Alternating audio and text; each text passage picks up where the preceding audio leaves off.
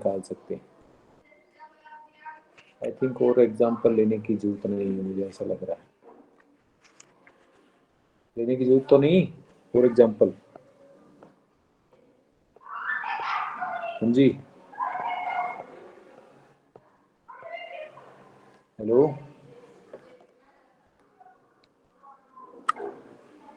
आवाज आ रही है कि नहीं?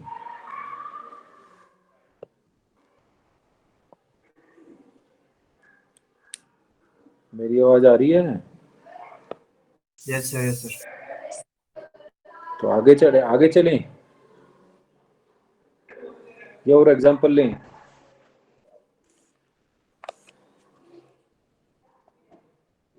हाँ भाई, सर एक करा दो। एक एग्जांपल करवा दें। चलो एग्जांपल, हाँ एग्जांपल ले लेते हैं।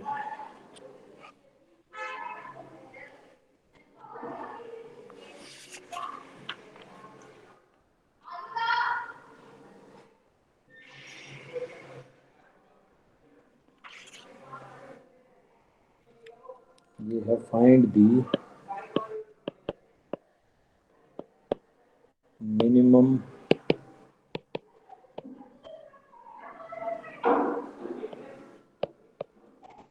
Value of ax plus by plus cz subject to the condition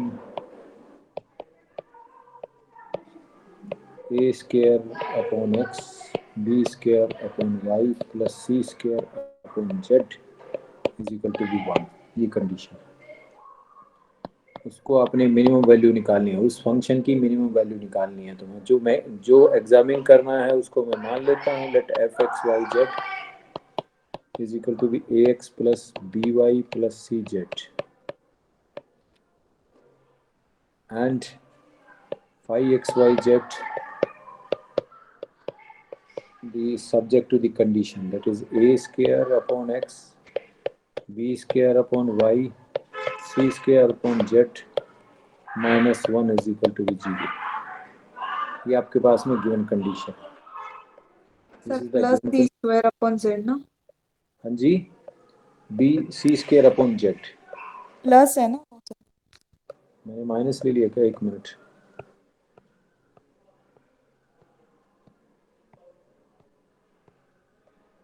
plus है, plus c square upon z। Now consider the Lagrange's function।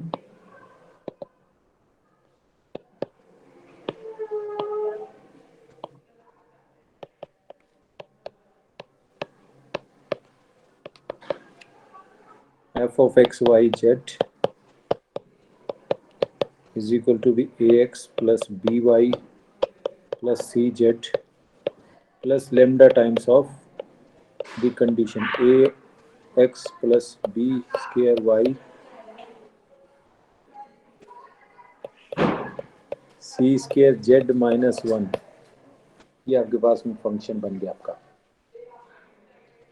Then for stationary values,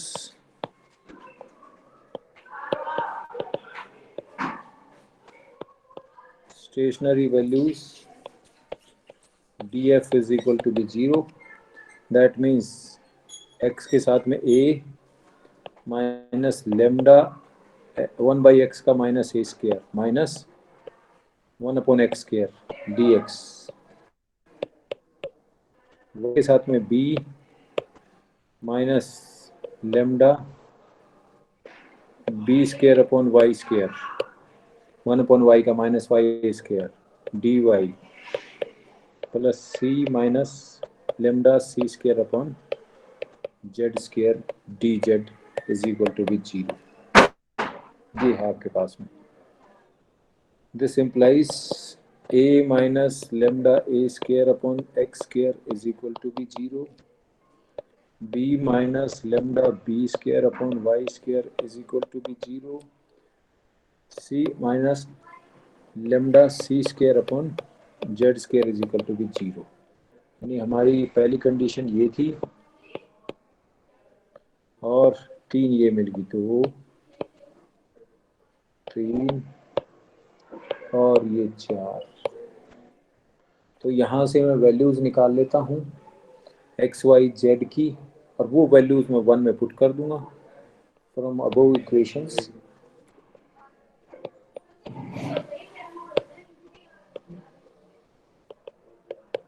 we have positive value लूँ, right hand side में ले गया, ए को cancel हो गया, then x को मैं उधर ले गया, x divided by A cut गया, तो आपके पास में एक्स की वैल्यू आ गई that is square root lambda A. Similarly Y की वैल्यू आ जाएगी square root lambda B. Similarly Z की वैल्यू आ गई square root lambda C. Putting these values in equation 1.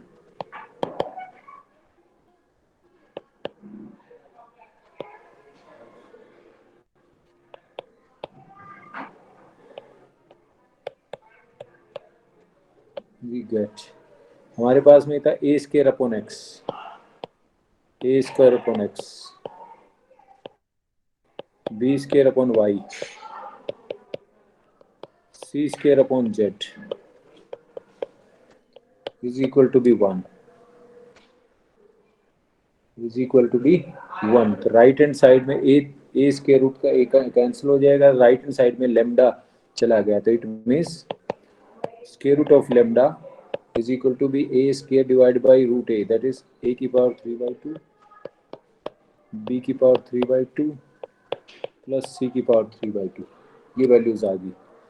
This implies lambda is equal to be a की power 3/2 plus b की power 3/2 plus c की power 3/2 whole square. तो इस lambda की value को यूज करके किसमें, हम इसमें, और उसकी भी जरूरत पड़ेगी, इसकी भी जरूरत पड़ेगी। इसको मैं स्टार मान लेता हूँ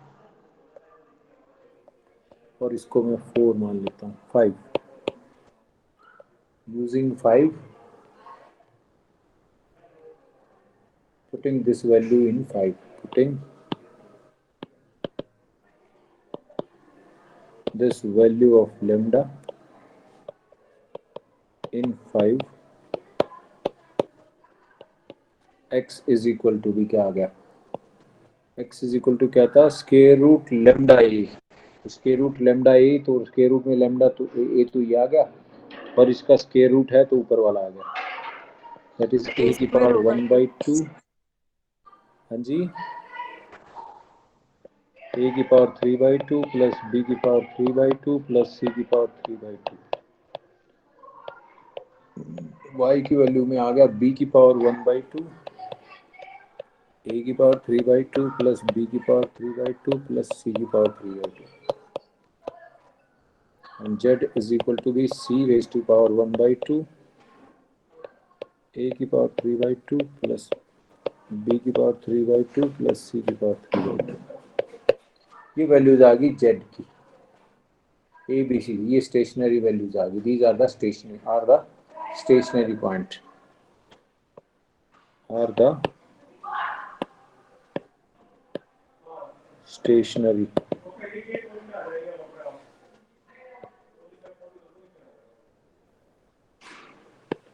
points, not stationary points of the given function। ठीक है, बस मिनिमम वैल्यू क्या होगी, देयरफॉर मिनिमम वैल्यू एक ही पॉइंट आया ना, तो जो वैल्यू है वही minimum value. Minimum value of f is क्या बनेगी, फ्रॉम a, फ्रॉम स्टार से क्या बन गया, स्टार में क्या था, ax था ना, x की वैल्यू ये पुट कर देंगे ax, तो a की पावर 3/2 बन गई, a की power 3/2, a raise to power 3/2 plus b raise to power 3/2 plus c raise to power 3/2। Similarly b की पावर 3/2, a की पावर 3/2 प्लस b की पावर 3/2 प्लस c की power 3/2 plus c raise to power 3/2 into a की power 3/2 plus b की power 3/2 plus c की power 3/2 is equal to भी, ये common आ गया, ये फैक्टर तो आपका कॉमन आ गया, a की पावर 3/2 प्लस b की पावर 3/2 प्लस c की पावर 3/2 कॉमन आ गया। रिमेनिंग क्या बच गया? रिमेनिंग सेम बच गया आपके पास, same factor will be remaining. तो आपके पास में ये आ गया, this will be the minimum value of the given function. Given function की जो मिनिमम वैल्यू है वो ये। हम बस यही बता सकते हैं कि भाई यही वैल्यू, जो भी वैल्यू आ रही है स्टेशनरी पॉइंट पर, वो मिनिमम वैल्यू ही है। यही मैंने कहा था कि this is the main drawback of this method, कि ये कंफर्मेशन नहीं देता कि यही होगी मिनिमम वैल्यू। बस इसने ये बता दिया जो वैल्यू आई है यही मिनिमम है, बस। ठीक है ना? This is the way to find out the minimum value and maximum value at the stationary points. Stationary points, ठीक है। आगे बढ़ते हैं। आगे है हमारे पास में एरर एंड अप्रोक्सीमेशन।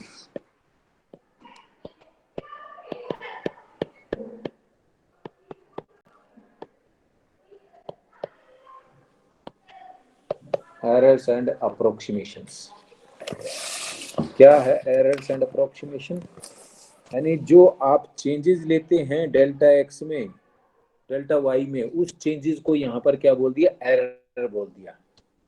उसके कॉरेस्पॉन्डिंग में जो डेल्टा जेड के अंदर जो चेंजेस आता है, that is error in delta Z. जैसे एक्स में आपका एरर बन गया डेल्टा एक्स, वाई में आपका एरर बन गया डेल्टा वाई, तो उसके कॉरेस्पॉन्डिंग में जो डेल्टा जेड में जो चेंजेस आई, that is error in Z. तो वो हम अप्रोक्सीमेट लेते हैं using the Taylor series. Taylor series का यूज करके मैं डायरेक्ट लिख देता हूँ, तो डेल्टा जेड की जो वैल्यू आती है वो ये delta x plus curl f upon curl y into delta y. ये अप्रोक्सीमेशन में है, क्योंकि मैंने सिर्फ और सिर्फ फर्स्ट टर्म ली है, आगे हायर डेरिवेटिव, क्योंकि डेल्टा एक्स डेल्टा वाई बहुत स्मॉल है, तो हायर पावर्स मैंने नेग्लेक्ट कर दी है, इसलिए इसको अप्रोक्सीमेशन कहा है। तो delta x and delta y here, delta x and delta y are small change, or you can say the error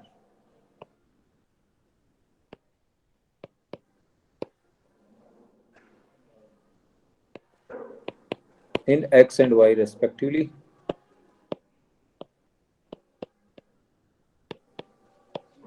Then an approximate error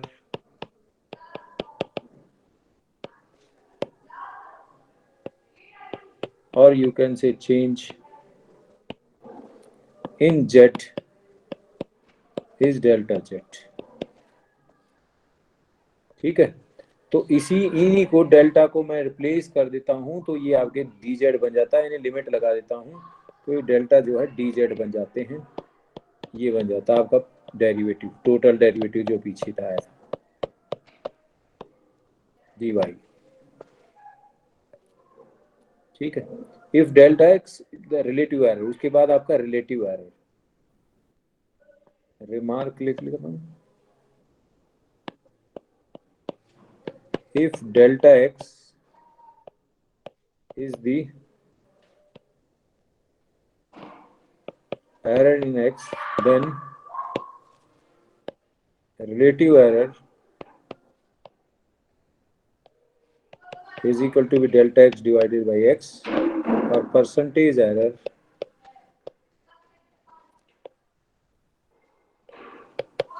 delta x divided by x into 100।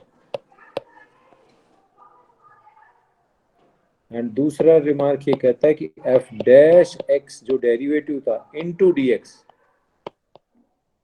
is called the differential of f of x। उसको मैं differential of f of x कहूँ। Now let us consider the example। Example ले लेते हैं हम।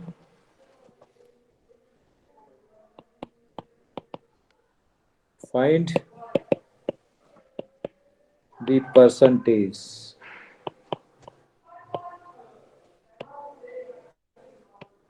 error in the area of an ellipse when error of 1% plus 1% लिखा हुआ in is made in measuring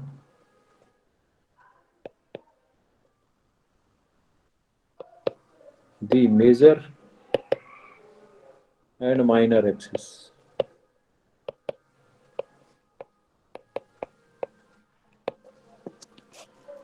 Percentage error in the area of the ellipse, where error of 1% is made in measuring major axis और minor axis. Major axis में भी 1% का error measure किया है और minor axis में भी 1% का area measure error measure किया है. इसके corresponding में मुझे area percentage area in percentage error in area निकालना. If x and y are semi major and semi minor axis मैंने मान ली.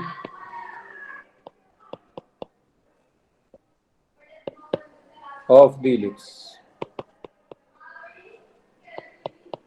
then its area A is equal to be pi xy. ये formula होता है. Taking log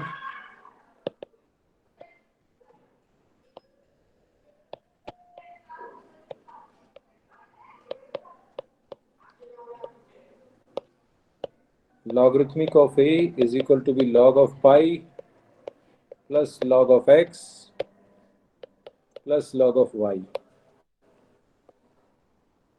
Taking differentials, differential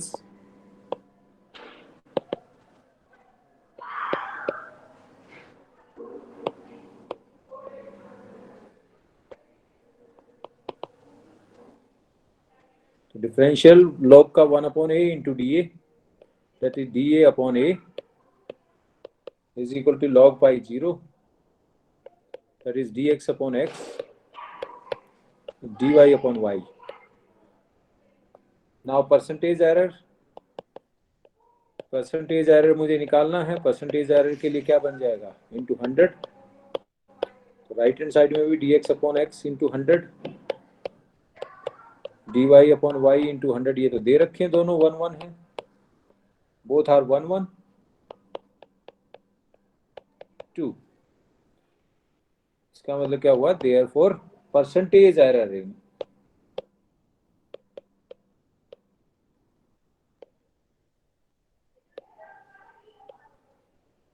area corresponding to the above percentage, that is equal to 2.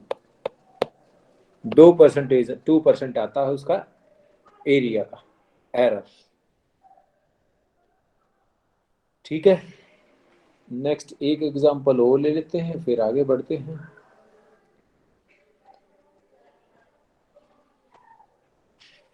एक example और देखने को ही.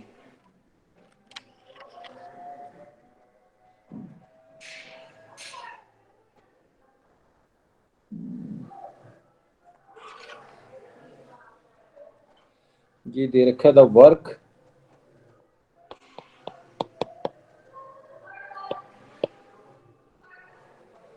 that must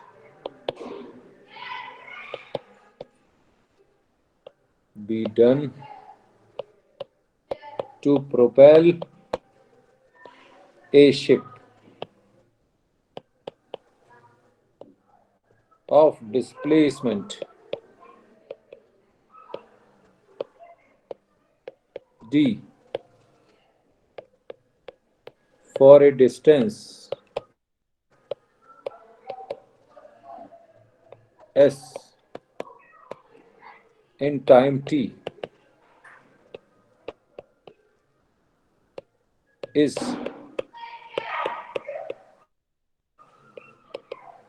proportional to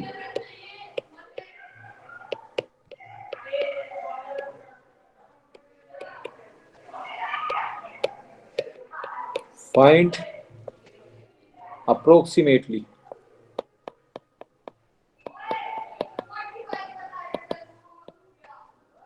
the increase of work necessary when the displacement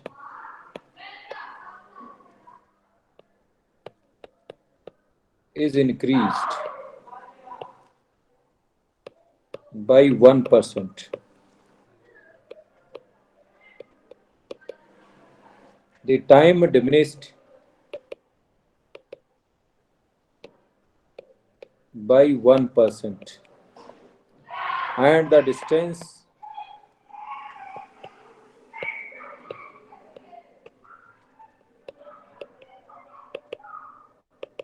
diminished by 2%. तो क्या दिया हुआ यहाँ पर? The work that must be done to propel a ship of displacement d for a distance s in time t is proportional to this.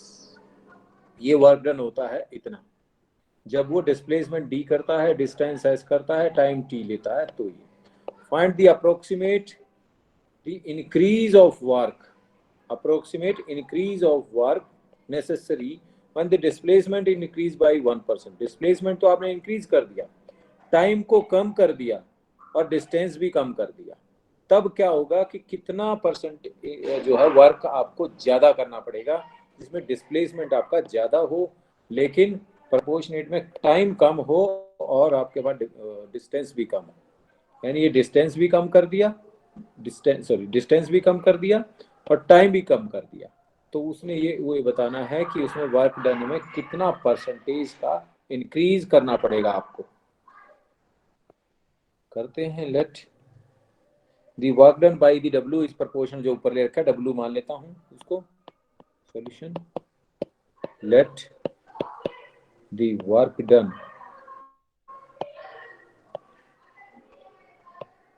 B W, then W is proportional to S square d की power 2/3 divided by T square। Proportionality constant ले लेता हूँ, K is the proportionality constant,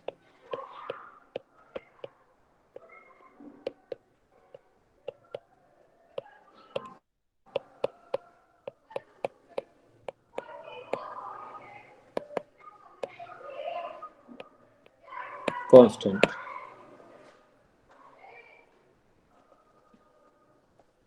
Taking logarithmic,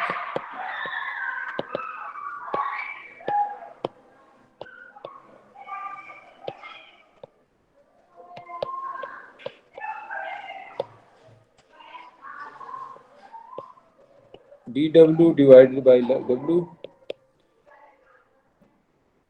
sorry सीधा मैंने differential ले लिया, logarithmic लेना पहले तो।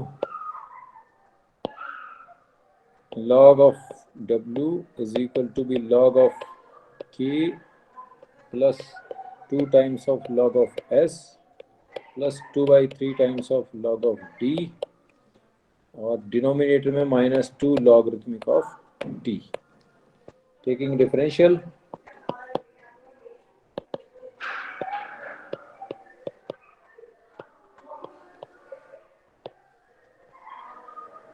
we get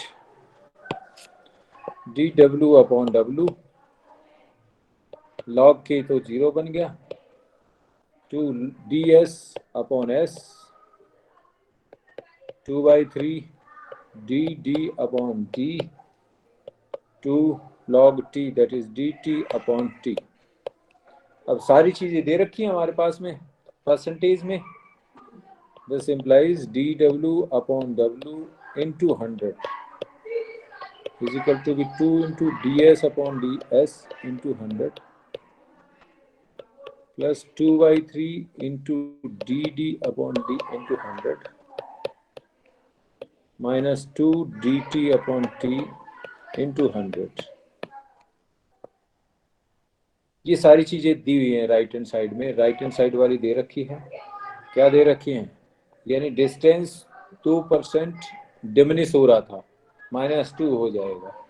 सॉरी हाँ, डिस्टेंस एस तो डिस्टेंस ही था ना, हाँ, डिस्टेंस 2% डिमिनिश हो रहा था, -2 हो जाएगा। डिस्प्लेसमेंट इंक्रीज हो रहा था 1% +1 हो जाएगा। और टाइम 1% डिमिनिश हो रहा था, ये -1 हो जाएगा। तो एज पर दी गिवन, तो आपके पास में क्या बन गया, 2 × -2 प्लस 2/3 इंटू ये 1% इंक्रीज है और ये 1% डिक्रीज है, दैट इज -4 प्लस 2/3 प्लस 2। तो -4 प्लस 2 यानी -2, 3 2 जा 6, -4/3, -4/3, इट इज -4/3 डिमिनिश हुआ वर्क। लेकिन उसने तो क्या पूछा हुआ था, increase.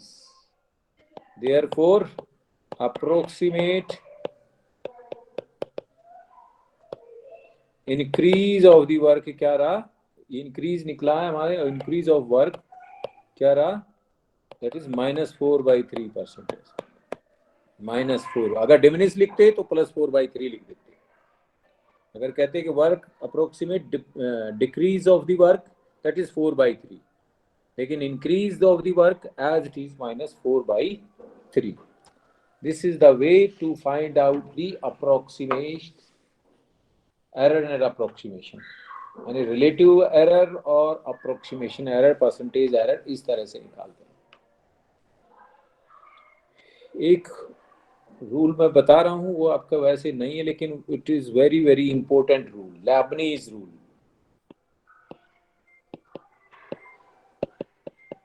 Lebanese rule for differentiation under the integral sign.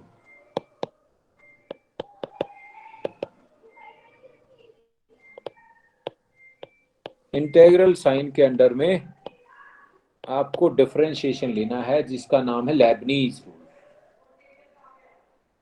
ठीक है, if f of x alpha and partial derivative of this alpha be continuous of x and alpha,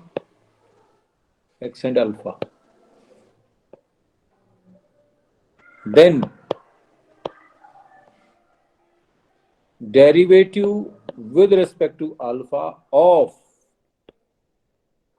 this, मैं मान लेता हूं ये a b f of x alpha dx, ये differentiation under the integral sign, यानी ये जो डिफरेंशिएशन लेना है मैंने, वो under the integral sign. Integral sign किसका है, ये विद रिस्पेक्ट टू एक्स है इंटीग्रल में, और यहाँ पे डेरिवेटिव लेना विद रिस्पेक्ट टू अल्फा। तो क्या ये रूल कहता है, ये रूल ये कहता है कि डिफरेंशिएशन अंदर इंटीग्रल के अंदर चला जाएगा, it becomes the partial derivative, it becomes the partial derivative of the function.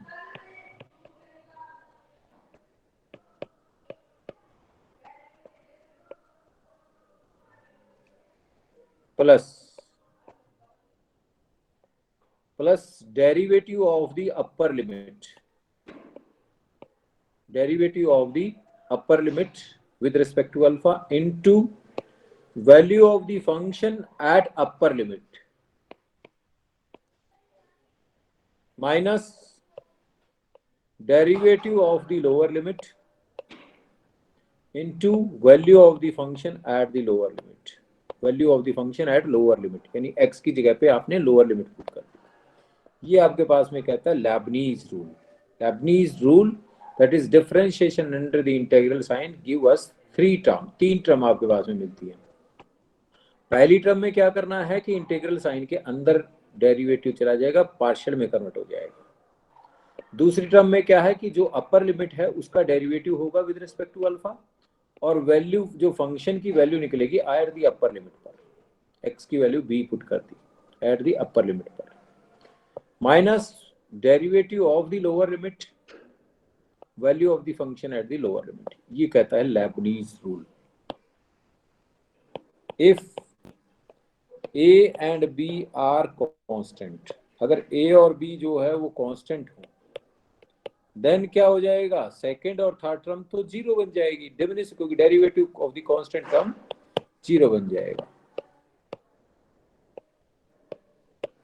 A to b f of x alpha d x क्या बन जाएगा, वो सिर्फ और सिर्फ ये बन जाएगा,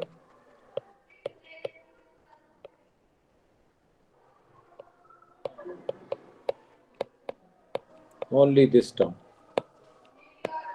ये बन जाएगी। If a and b are constants then derivative of this under integral sign is just the partial derivative of this. ये कहता है it is very very important formula, ये बहुत जगह पे आपको यूज होगा आगे सक्सेसिव सेमेस्टर्स में। इसका एक एग्जाम्पल लेना चाहें तो हम ले सकते हैं, यानी ऐसे इंटीग्रल्स की जिनकी वैल्यू निकालना अपने आप में it is a very difficult task. जैसे for example evaluate the integral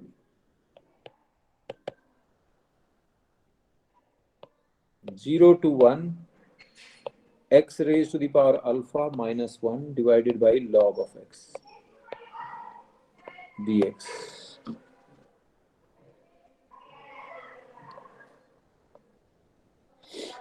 इस इंटीग्रल को इवेलुएट करना है आपको, x raise to the power alpha minus 1, alpha greater than zero, alpha का ग्रेटर देन जीरो है। क्या इसको इंटीग्रेट कर पाएंगे बाय पार्ट से या जो भी मेथड है अपने उससे? ये अपने आप में ही एक डिफिकल्ट टास्क है इस इंटीग्रल को इवैल्यूएट करना, लेकिन जो ऊपर रूल है उस रूल से हम इसको इजीली सॉल्व कर सकते हैं। हम लिख देते हैं यहाँ पर by applying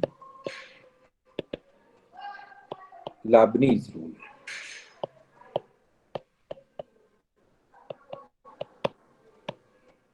That is differentiation under the integral sign. Differentiation under integral sign.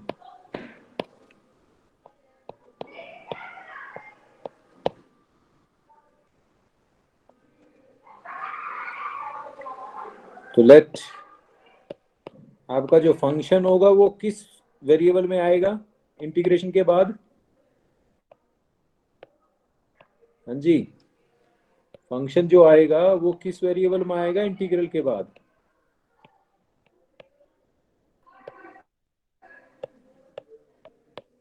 Alpha. Alpha में, क्योंकि x तो डिमिनिश हो जाएगा, x के विद रिस्पेक्ट टू इंटीग्रेट करके अपर लिमिट माइनस लोअर लिमिट से खत्म कर देंगे x को, तो सिर्फ आपके पास में अल्फा बचेगा। That's why I consider it is a function of alpha. इसको मैंने फंक्शन ऑफ अल्फा मान लिया, let it is function of alpha after integrate, यानी इसकी जो वैल्यू आएगी वो फंक्शन ऑफ अल्फा में आएगी। अब लगा देता हूं differentiating both sides.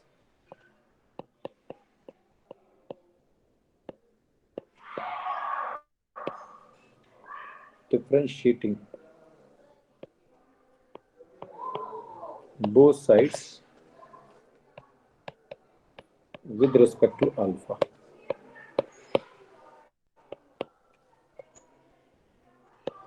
F dash alpha, क्योंकि अपर लिमिट्स आपकी कांस्टेंट है तो सिर्फ सिंगल टर्म बचेगी आपकी, तो सिंगल टर्म में partial derivative.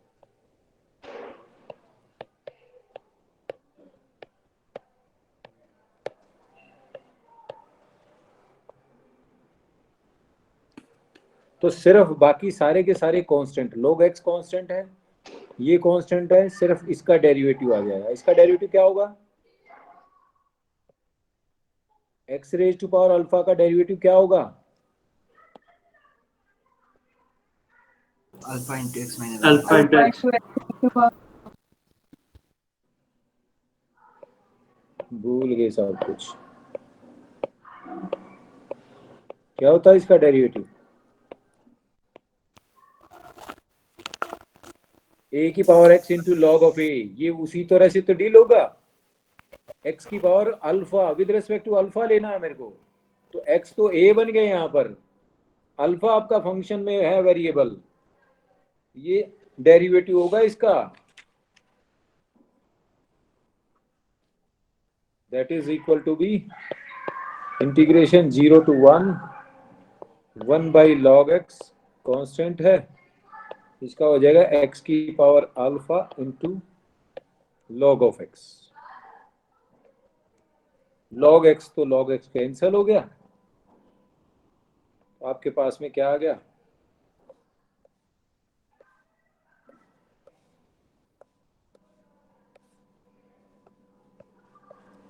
log x will be cancelled, तो you will get integration of 0 to 1 x raised to the power alpha dx।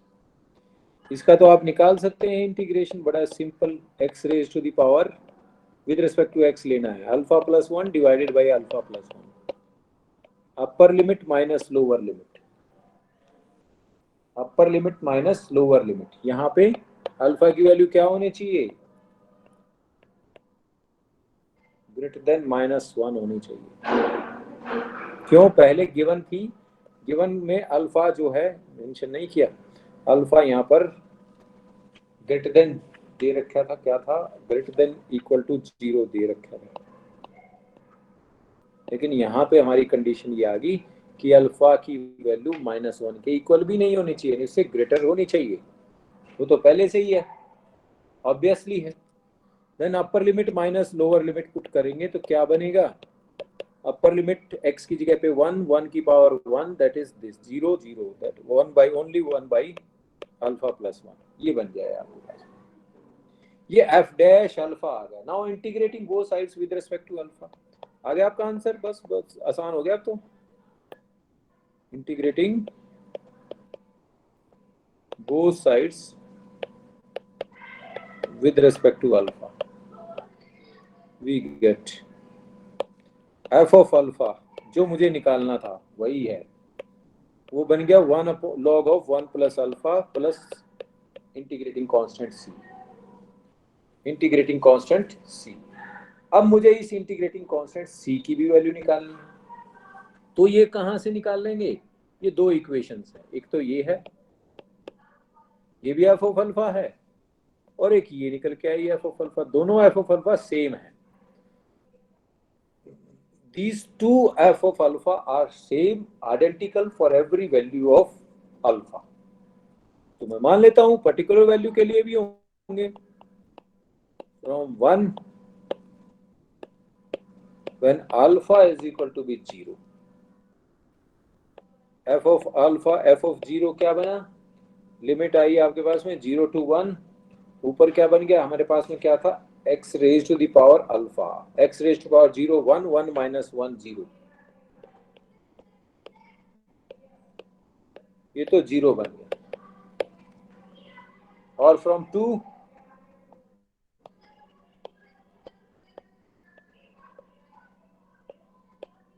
when alpha is equal to be 0, f of alpha f of 0 that is log 1 plus c, log 1 की value 0 होती है, that is c is equal to, this implies c is equal to क्या आ गया, 0 आ गया, इसको इसके साथ में कंपेयर करेंगे तो वो भी f of 0 है, ये भी f of 0, hence f of alpha, तो वही इंटीग्रेशन है, f of alpha वही इंटीग्रल है, log of 1 plus alpha for alpha is greater than -1, तो इसका मतलब जो इंटीग्रेशन था वो आपने सॉल्व कर दिया, और वैसे वो इंटीग्रल सॉल्व करना कितना मुश्किल था, it is very difficult task to solve this integral, but using this rule it is so easy.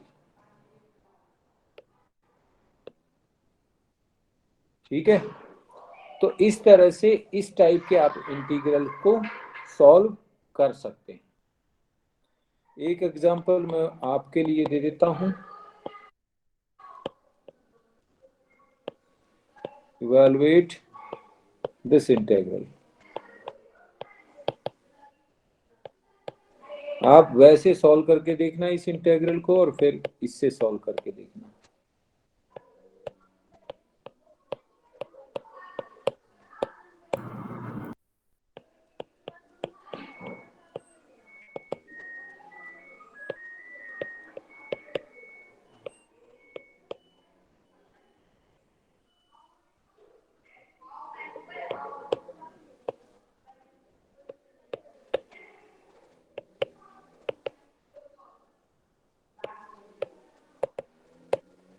Integral sign, ठीक है। ये एग्जांपल मैंने आपके लिए दे दिया, you can try to do yourself. Sir upper limit क्या है? Infinity, upper limit infinity.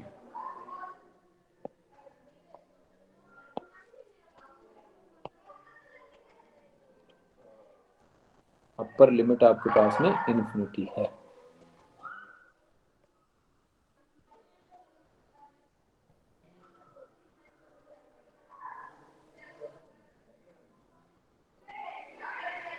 एक और एग्जांपल दे भाई, यानी ये एक और एग्जांपल मैं देता हूं आपको, वो भी आपके लिए। Evaluate this integral. वैसे ये इंटीग्रल निकालना अपने आप में ही एक डिफिकल्ट टास्क है। e raised to the power minus times of x square plus a square divided by x square dx by applying यही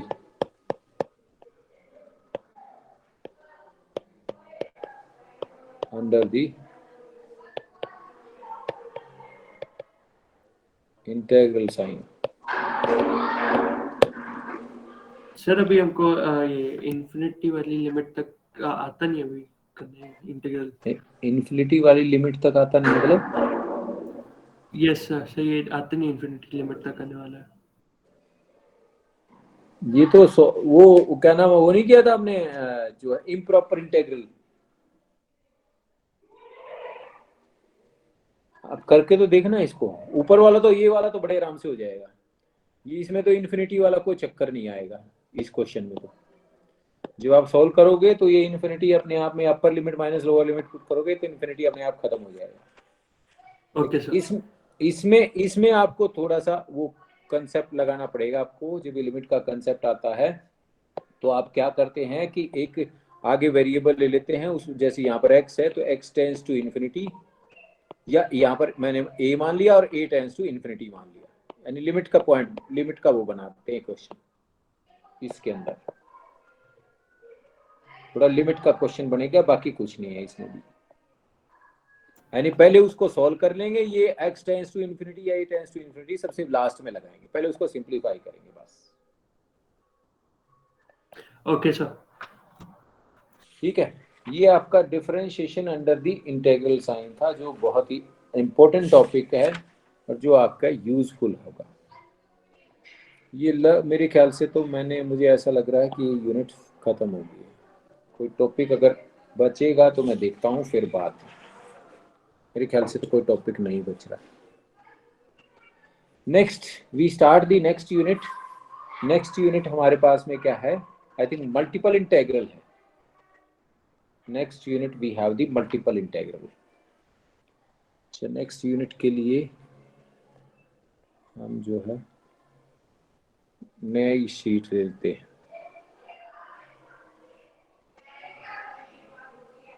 नेक्स्ट यूनिट प्लस नोटबुक। सब पीपीटी शेयर कर देना सर इसमें। ठीक है,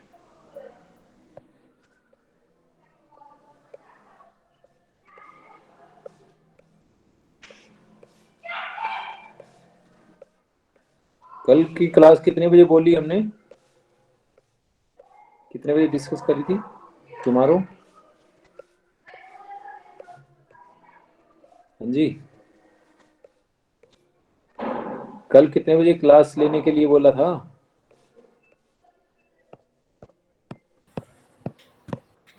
सर 11 से 1 बजे तक की फ्री है हम लोग। 11 से 1 बजे तक फ्री है। Yes sir. अच्छा चलो, मोस्ट प्रोबेबिलिटी में 11 बजे तो नहीं ले पाऊंगा, 12 बजे, लेकिन 12 बजे ले लूंगा शायद, जहाँ तक मुझे लग रहा है 12 बजे, 12 बजे तक मैं फ्री हो जाऊंगा।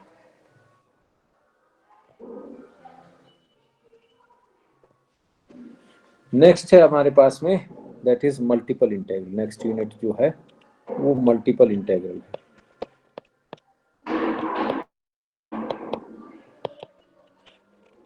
मल्टीपल इंटीग्रल में सबसे पहले आता है double integral.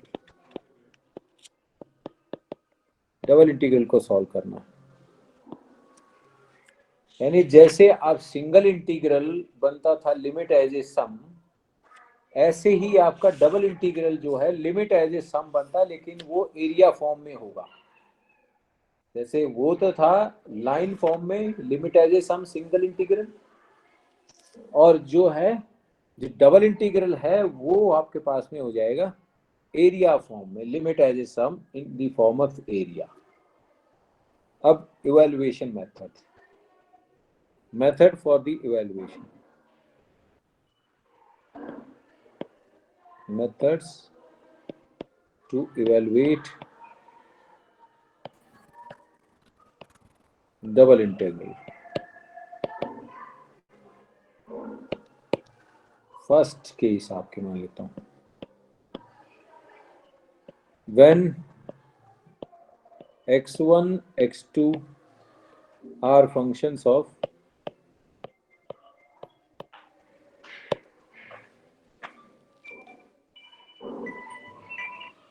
x1 x2 are functions of y and y1 y2 are constant।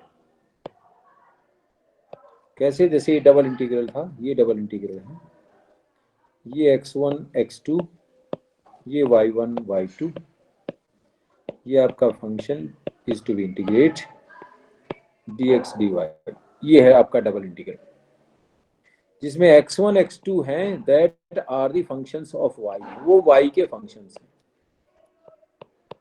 That is x1 की जो वैल्यू है वो मैं मान लेता हूँ phi1 ऑफ y, x2 की मैं मान लेता हूँ phi2 ऑफ y, ये वैल्यूज हैं।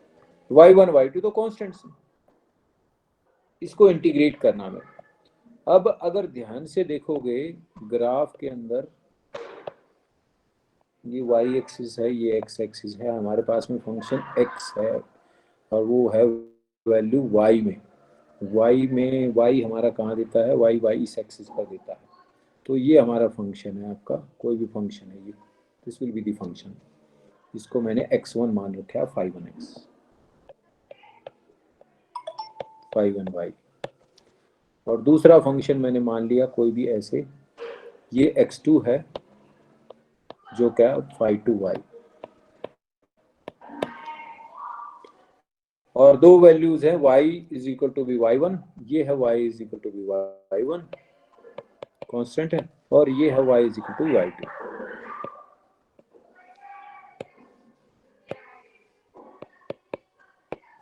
ये आपके पास में है ग्राफ एक तरह से।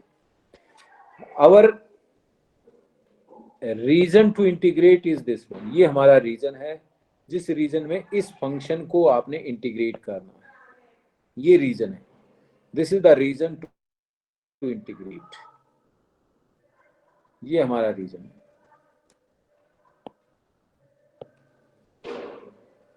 ये रीजन है हमारे पास में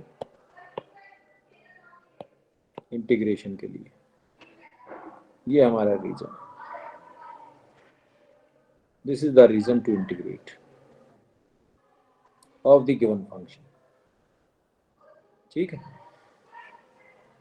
अब इस रीजन में मुझे इस फंक्शन को इंटीग्रेट करना है। ये हमारी वैल्यू है x1 is equal to phi1, और ये वैल्यू है x2 इज इक्वल टू भी phi2। अब आपको बड़े ध्यान से देखना, this is the region of integration. यानी एक तरह से ये इस तरह से भी दिया जा सकता था,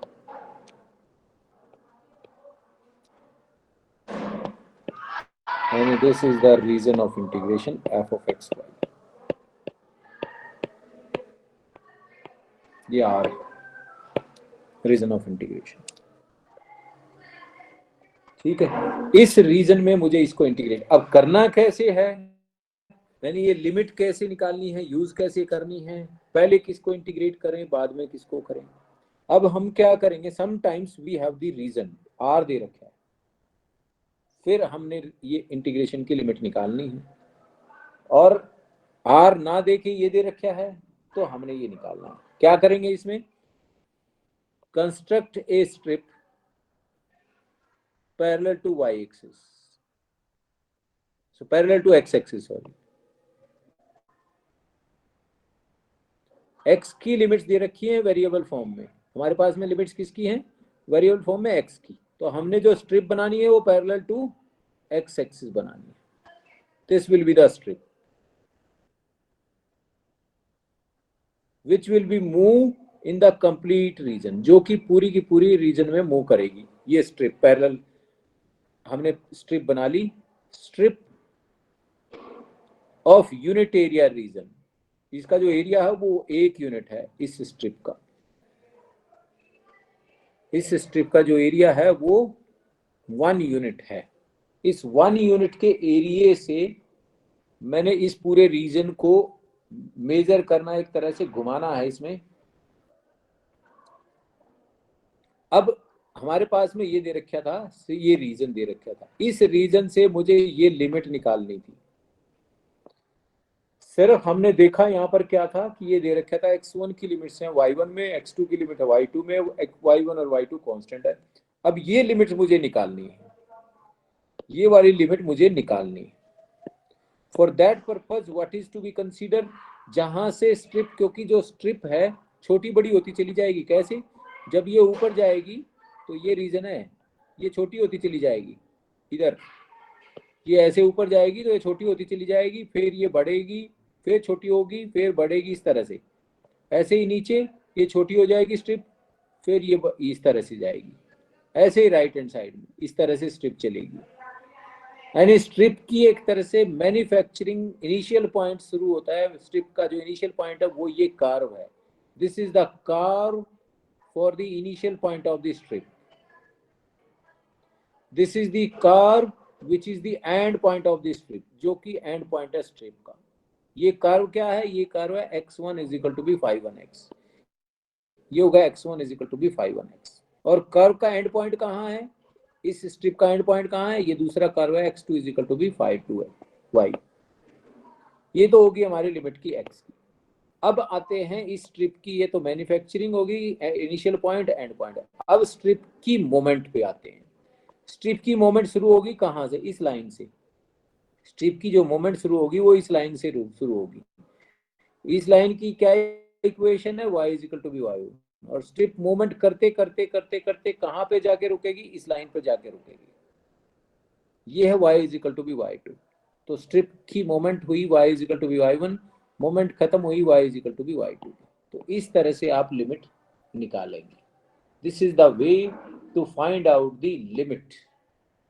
ठीक है, तो इस तरह से आपने लिमिट निकालनी है, देन इंटीग्रेट करना है इसको। Now integrate this function, integrate with respect to x first, consider y as a constant,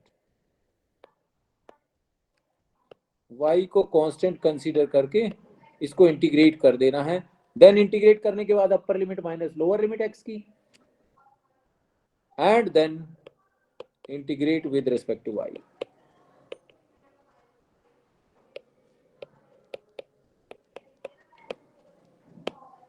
और उसके बाद fundamental theorem of integration, that is upper limit minus lower limit, आपने अप्लाई कर देनी।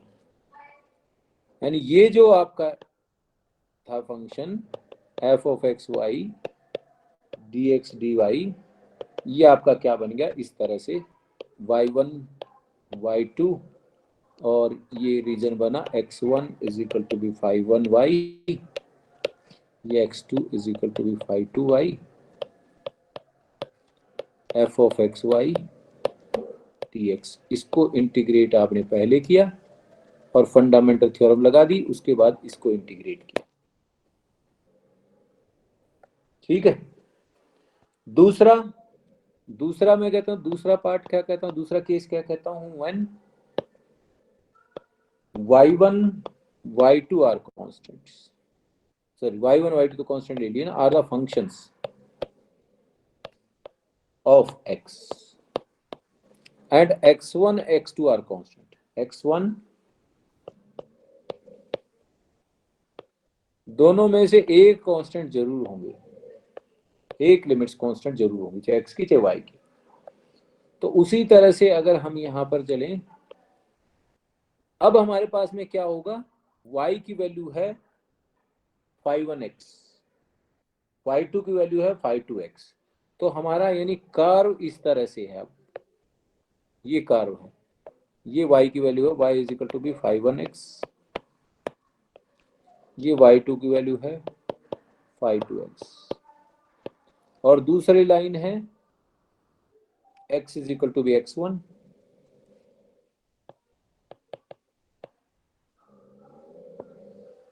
और x is equal to be x2, ये दूसरी line है। अब हमारे पास में रीजन ऑफ इंटीग्रेशन जो है वो ये है, ये है रीजन ऑफ इंटीग्रेशन। अब ध्यान से देखें कि हमारी जो इक्वेशन, हमारी जो लिमिट्स हैं वो y की लिमिट्स में वेरिएबल इन्वॉल्व करता है, y की लिमिट्स में वेरिएबल इन्वॉल्व करता है हमारा, ठीक है। तो जिसकी लिमिट में वेरिएबल इन्वॉल्व करता है उसी एक्सिस के पैरेलल में हमें लेना है ये। तो हम स्ट्रिप लेंगे पैरेलल टू y एक्सिस, हमने वहां पर पैरेलल टू x एक्सिस ली थी, क्योंकि तो वहां पर लिमिट जो थी वो x की लिमिट थी वेरिएबल फॉर्म में, यहाँ पर y की लिमिट्स हैं वेरिएबल फॉर्म में। तो हमने जो स्ट्रिप ले ली वो पैरेलल टू y एक्सिस ली, और ये हमारा रीजन ऑफ इंटीग्रेशन है, इस रीजन में पूरे में चलना। उसी तरह से स्ट्रिप का इनिशियल पॉइंट, नाउ स्ट्रिप का जो इनिशियल पॉइंट है, ये जो r f of x y जो रीजन था dx dy, ये क्या बन जाएगा, अब आपके पास में ये बन जाएगा, आपके पास में यानी पहले स्ट्रिप का इनिशियल पॉइंट क्या है, ये इनिशियल पॉइंट है, ये कर्व क्या है, y is equal to be y1 is equal to be 5(1)x, और स्ट्रिप का एंड पॉइंट क्या है, ये है, ये curve and point,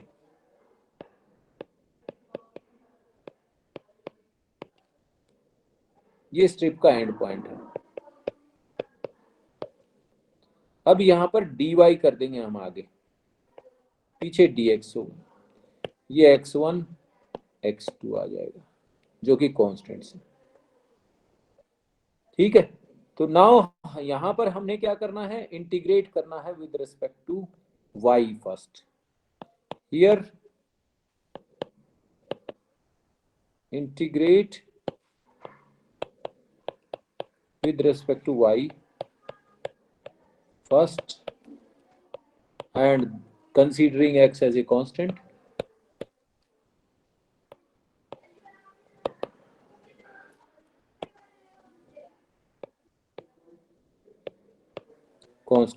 and then integrate with respect to x,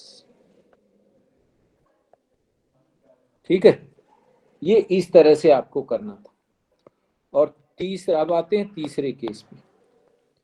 तीसरा केस में क्या है, हमारे पास में रीजन ऑफ इंटीग्रेशन है f of x y dx dy, और you can say dy dx, दो कुछ भी हो सकता है। तो इसमें हमारे पास में क्या है, सारी की सारी लिमिट्स कांस्टेंट है। When x1 x2 y1 y2 are constant, सारी की सारी लिमिट्स जो हैं वो कांस्टेंट्स हैं, सारी लिमिट्स कांस्टेंट है। तो हमारा एक तरह से रीजन ऑफ इंटीग्रेशन ये बना, यानी दोनों के दोनों जब कांस्टेंट है तो आपके पास में क्या बन जाएगा, एक रेक्टेंगल बन जाएगा। ये बनेगा x is equal to be x1, x is equal to be x2, ये y is equal to be y1 और ये y is equal to be y2। ये रीजन ऑफ इंटीग्रेशन बन जाएगा आपके पास। इसमें आपकी मर्जी है, स्ट्रिप जो है पैरेलल टू x एक्सिस बनानी है, पैरेलल टू y एक्सिस बनानी है, दोनों मर्जी से कर सकते हैं।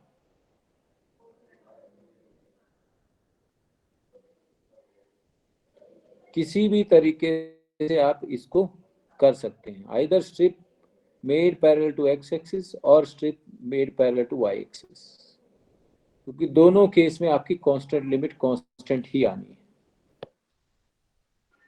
मैंने ये स्ट्रिप बना ली पैरेलल टू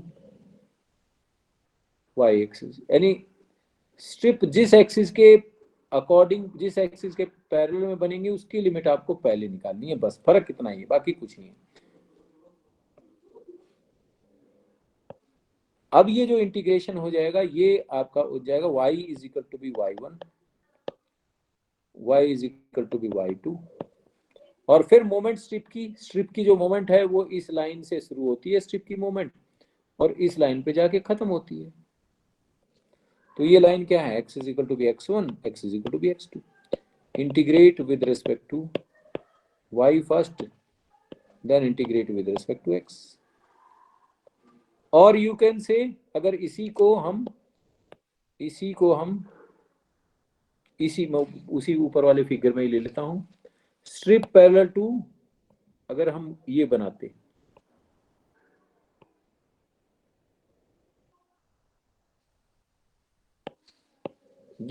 हम स्ट्रिप, तो आपका क्या बनता है, एज पर दिस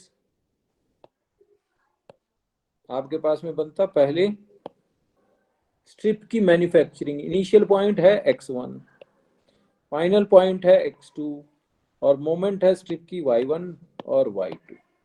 यानी आपने इंटीग्रेट करना है with respect to x first, then with respect to y।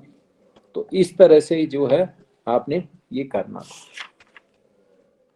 3 type के आपके इंटीग्रेशन हो सकते हैं। Excuse me sir. हाँ जी, सर स्ट्रिप के हेल्प से आप लिमिट कैसे निकाल रहे हो, वो थोड़ा प्लीज बता दो कि। एग्जाम्पल करेंगे ना तो आपको क्लियर हो जाएगा सारा। ओके सर, ठीक है ना। Okay sir. एग्जाम्पल में बिल्कुल क्लियर हो जाएगी। चलो कल करते हैं।